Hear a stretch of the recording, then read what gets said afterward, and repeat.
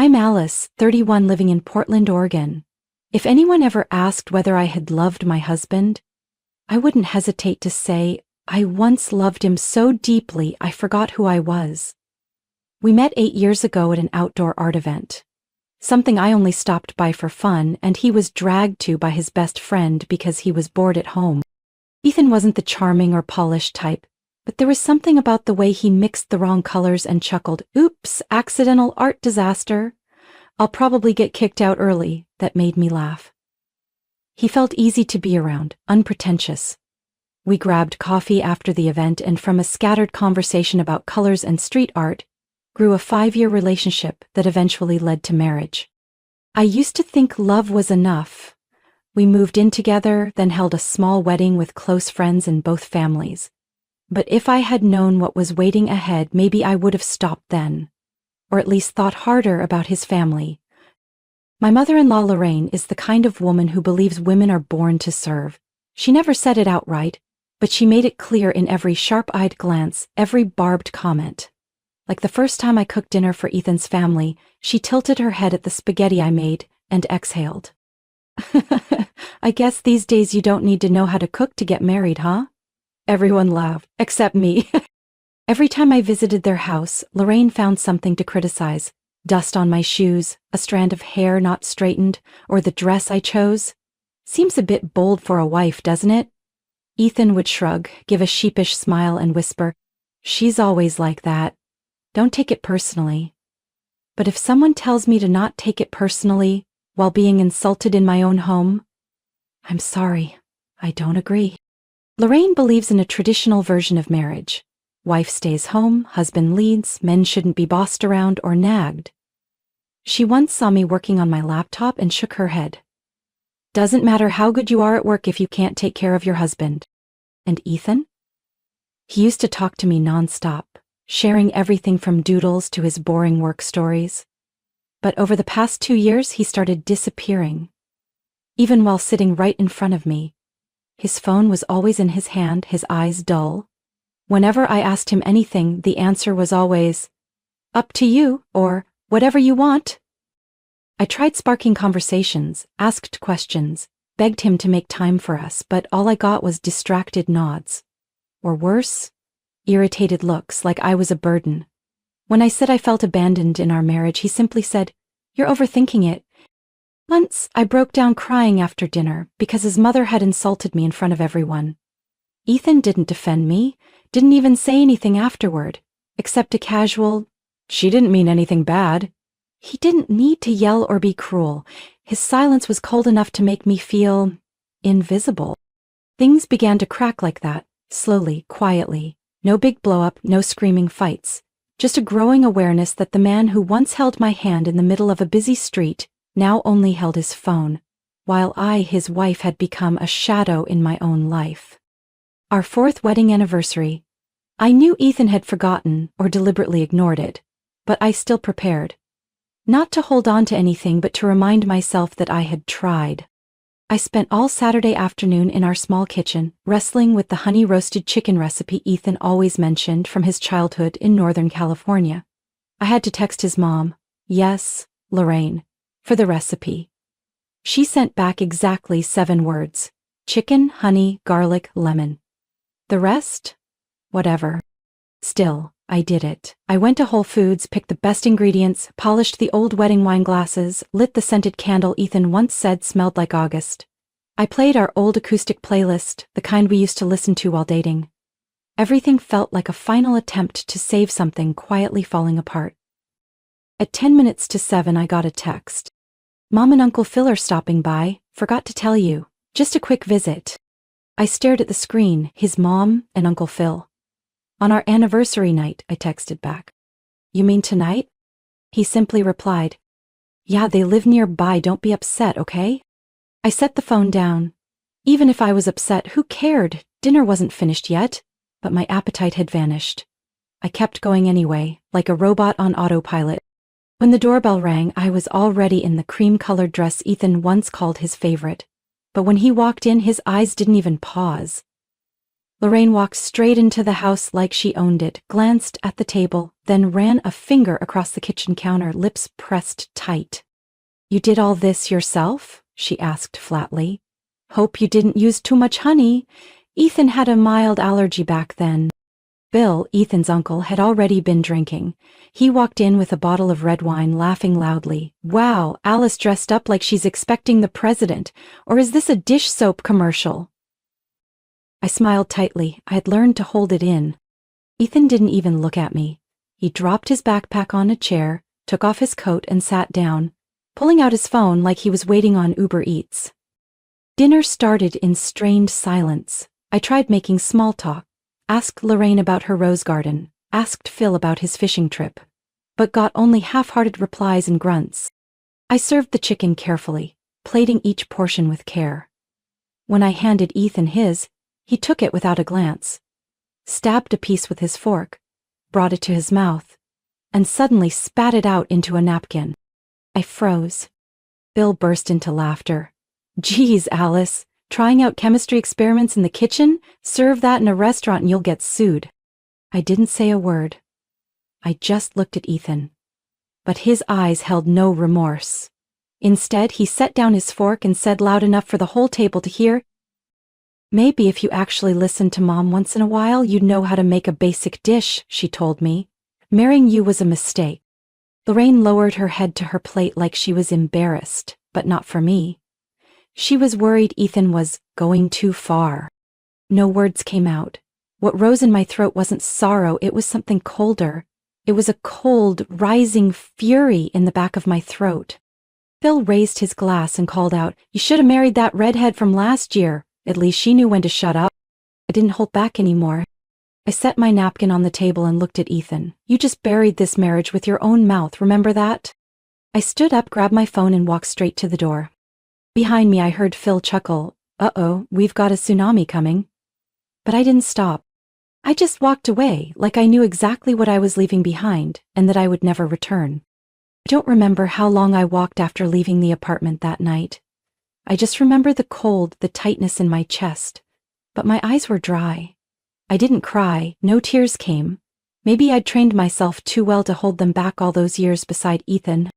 When I called my sister, Jenna, she asked just one question: "Did you bring your keys?" And when I shook my head, even though she couldn't see me, she said, "That's fine, come over. I've got tea waiting." She didn't need to ask what happened. She always knew before I said a word. I stayed at Jenna's tiny apartment in Northeast Portland. Well, not really slept. I tossed and turned on the couch all night, drifting in and out of vague dreams interrupted by my phone buzzing nonstop. Ethan. At first he sent messages, "Where are you?" Then, "I'm sorry, but you were wrong too." And, "Mom's upset, she thinks we need to sit down, like a family." Family? That word coming out of his mouth sounded more ridiculous than ever. A mother who constantly belittled me, a drunk uncle who commented on women's bodies, and a husband who spat out my cooking in front of them and called me a burden. Jenna told me to start making a list of what I needed to take back from the apartment. Whether or not you go back, your stuff is yours. Don't let them swallow that part too. So I started writing. The coffee machine I bought myself, the wool blanket I knitted last winter, books, sketch pads, picture frames, a few ceramic mugs I collected.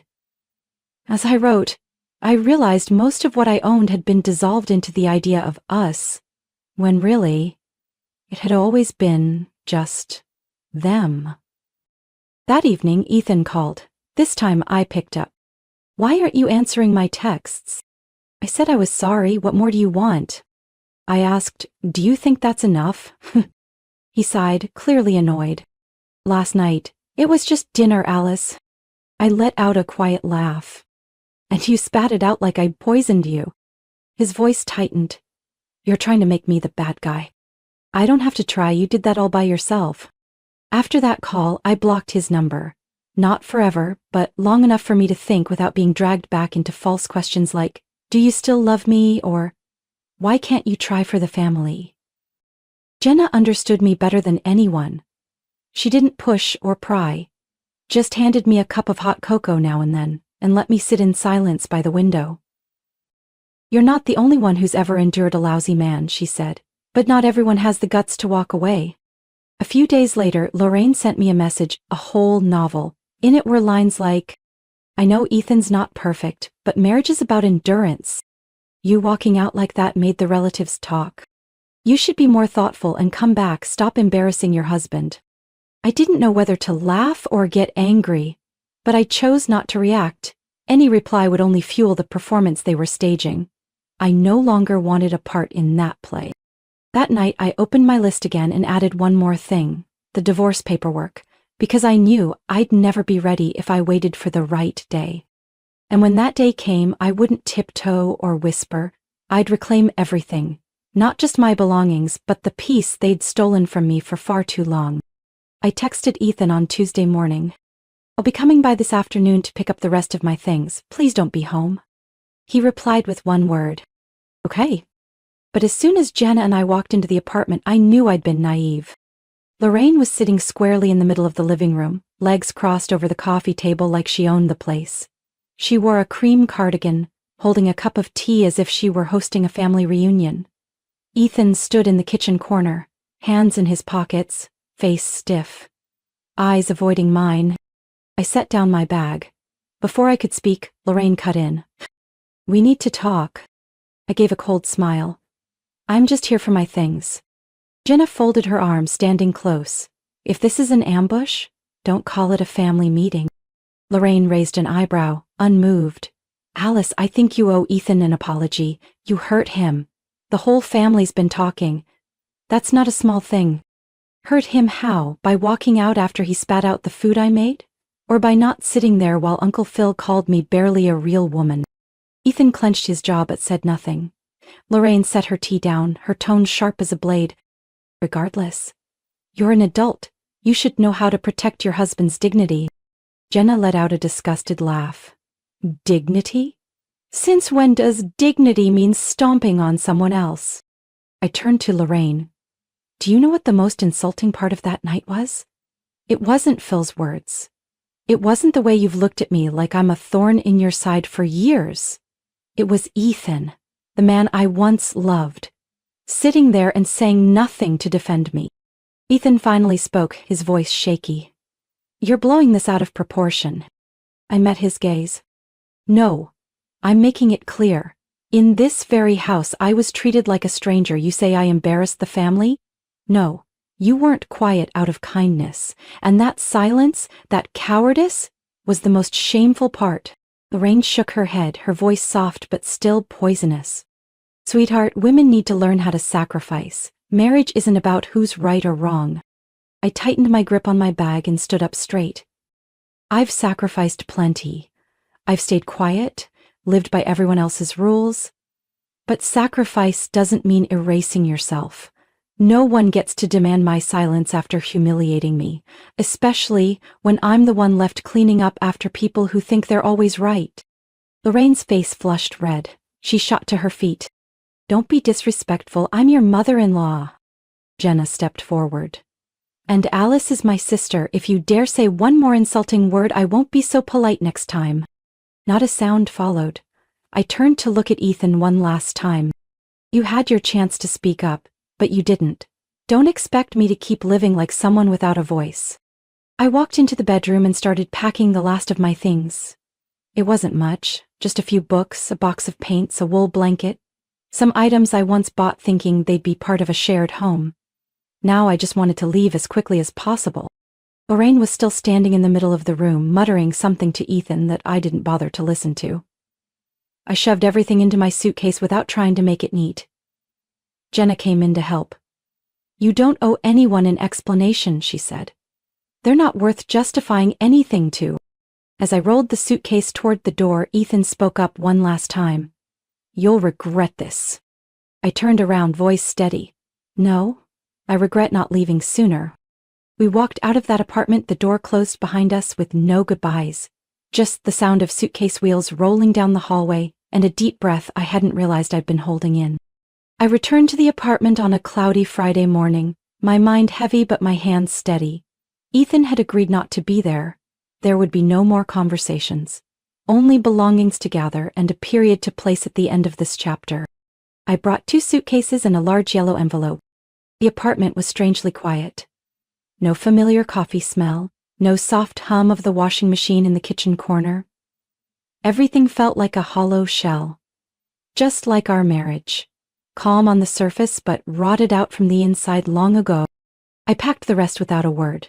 The party dress I wore on his 3rd birthday, the glassware I bought during our Oregon coast trip, where Ethan once said, "If we ever have a kid, I want them born here." Those things were now just props from an old play I no longer acted in. On the coffee table I placed the divorce papers. Every page was filled out and signed. I wasn't trying to be dramatic, I just wanted clarity. One last message with no shouting or debate, just a reminder, so when Ethan tries to twist the past later, he won't forget the way he destroyed everything himself. I locked the door, dropped the keys into a small envelope, and left it next to the paperwork. 3 hours later my phone buzzed. Ethan was calling. I didn't answer. 5 minutes after that, 2 more calls, then a message. "What the hell did you just do?" I flipped the phone face down on the table. Nothing in those messages was worth hearing. No more "I'm sorry," "Don't blow this up," or "We can still fix this." That evening, Jenna and I ate cold pizza and rewatched old Netflix episodes. Halfway through the second one, my phone lit up again. "I didn't think you'd actually go through with it. People are asking me what happened. You happy now? You're making me look like I abandoned my family." I didn't reply, but Jenna did. She glanced at the screen and muttered, "If that's what family looked like, quiet suffering and swallowed pride, then yes, you did the right thing." The next day, Ethan began posting cryptic updates on social media. His profile picture changed to black and white.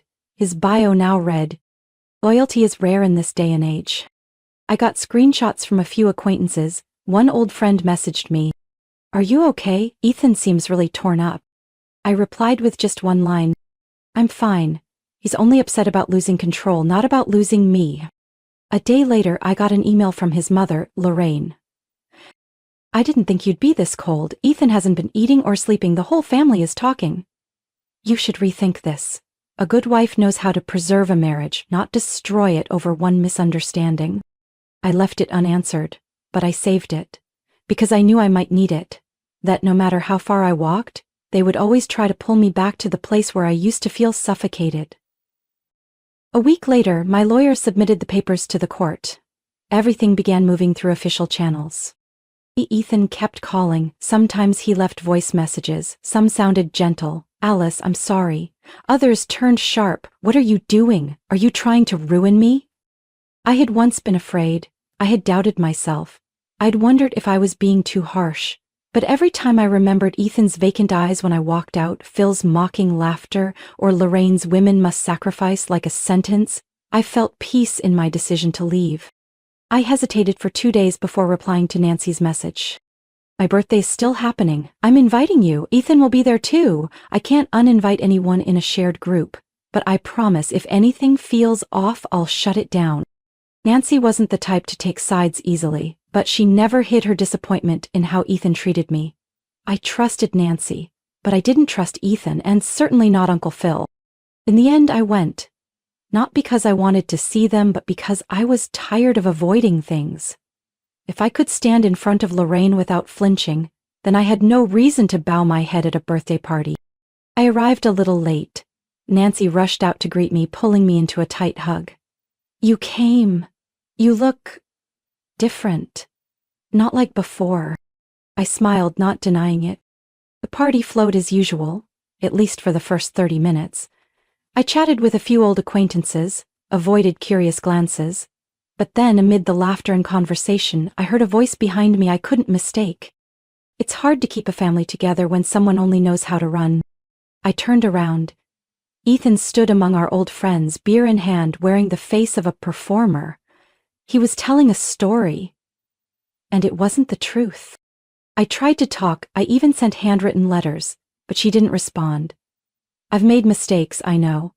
But who's perfect in marriage? Someone in the group tilted their head at me. I could see the unspoken question, "Did you really leave your husband over one fight?"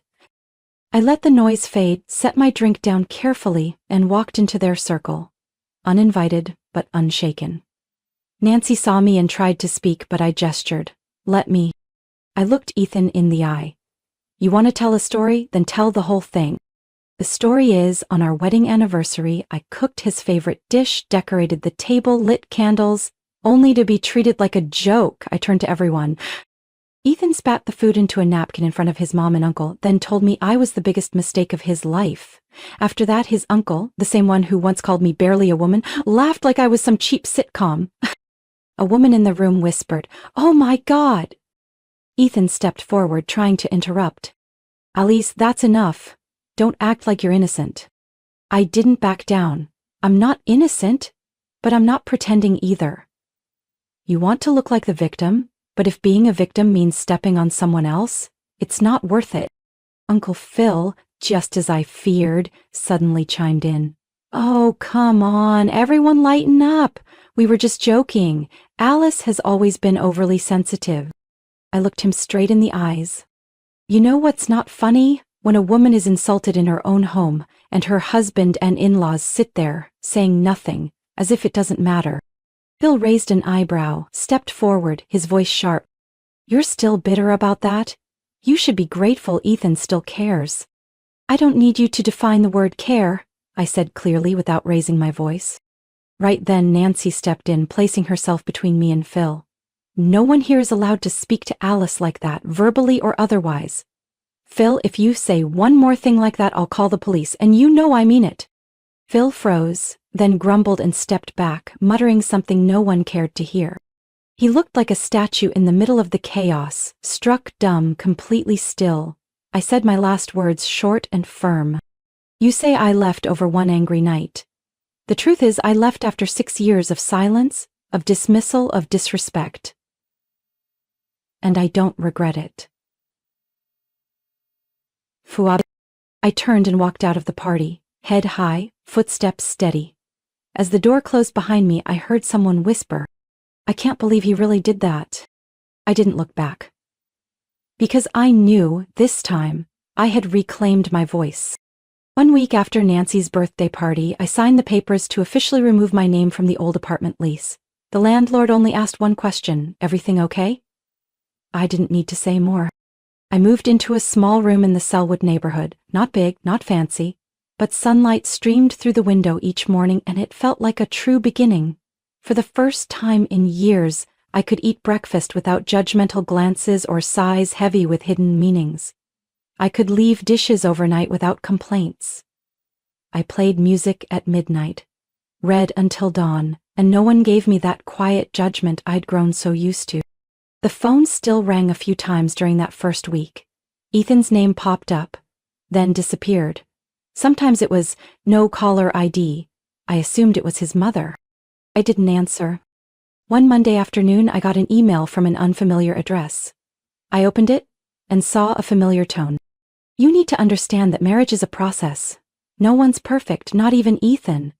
But getting divorced over a failed dinner is shallow. I just hope you reconsider." I didn't need to read further to know it was Lorraine. She still thought this was about a moment of emotion, still believed I was the problem for not biting my tongue one more time. I hit block, no hesitation. Ethan kept using social media as a halfway tool for guilt trips. His profile picture changed from black and white to a moody landscape. His latest status read, "Some people always walk away when things get hard. I'm not one of them." A few mutual friends sent me screenshots. "Thought you should know what he's saying," they said. Some of his people quietly unfollowed me.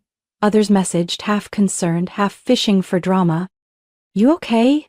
Ethan said you blew up over nothing. We just can't believe it ended so fast." I didn't get angry. They didn't live in that apartment. They didn't hear the slow drip sarcasm every day. They didn't witness the cold silence that ate away at a woman who once loved with everything. I simply replied, "I don't need them to believe me, I just need to believe myself." In contrast, some old friends, ones I hadn't heard from in years, started showing up again. Michelle, a college friend, called. "I saw one of Ethan's posts and just had to ask where you were. I'm glad you left." We met for coffee after 4 years apart. The conversation lasted over 3 hours. No mention of Ethan, no talk of divorce, just me, New, whole, and free. Ah, new fan me. Jenna was always there. Every morning she brought me coffee and quietly set it on my desk. One day she said, "Honestly, I think you should write all this into a book." I laughed. "I'm not that good a writer." She winked. "Just be honest. People will read it." I don't know if I'll ever write it. But I know I won't hold my voice back again. I'm not going to pretend everything is perfectly over. I still see Ethan's name in Facebook suggestions. I still flinch when someone familiar passes by a cafe window. But that feeling now isn't fear. It's awareness. The awareness that I survived things I once thought would break me. I didn't leave that marriage to teach anyone a lesson. I left because I'd had enough. Enough of the disdain, the polite suppression, the quiet nights beside a man who believed his silence was power. I once thought compromise could save something. But the more I stayed, the more I realized the only thing I was holding on to wasn't love. It was fear. Fear of being seen as a failure, of being labeled a quitter, of hearing his mother say I didn't know how to sacrifice for family. I lived in that fear too long. And then one day I sat with a cup of lukewarm tea in my new room, sunlight pouring through the window, and I realized there was no one left to command me. No more Lorraine with her rules disguised as love. No more Phil with his condescending laughter. No more Ethan with his vacant face and eyes that always looked away when I needed kindness. I know some people will hear my story and say, she just wanted revenge. Maybe they think me standing up, speaking out, exposing Ethan's lies was for satisfaction, but the truth is, it wasn't. I don't need anyone to hurt on my behalf. I just need them, Ethan, Lorraine, Phil, to witness the consequences of treating someone's dignity as disposable. They lived too long believing women will always stay silent, stay small, stay for the kids, for the husband, for reputation. Not me. And if someday when Ethan sees that divorce paper on the table and remembers the dinner where he spat out my cooking, if it suddenly hits him that some things once broken never heal, then that's just a bonus. A bonus I didn't seek, but I won't reject either. I used to be the kind of woman who tried to please everyone, even when I was running on empty. But today I choose to live differently. There was no affair, no shocking betrayal that led to divorce, just 1,000 small moments, indifference, passive jabs, silent neglect, that I gathered one by one until I made my final decision. If you're in a relationship that makes you feel smaller every day, afraid to speak, constantly apologizing for things you didn't do, then know this. You have the right to leave. You don't have to wait for someone to admit they were wrong. You don't need anyone's permission to let go. Freedom doesn't come from others. It begins the moment you stop making excuses for the person who's hurting you. I don't have a fairy tale ending. I don't have a new lover to heal the old wounds. I just have myself, a sunlit room, a few secondhand belongings, a hot cup of tea, and a peace I once thought I didn't deserve. And that, for once, felt like peace I didn't have to earn. What do you think of Alice's choice? What would you do in her situation? Share your thoughts below and don't forget to follow the channel for more stories about love, family, and quiet strength.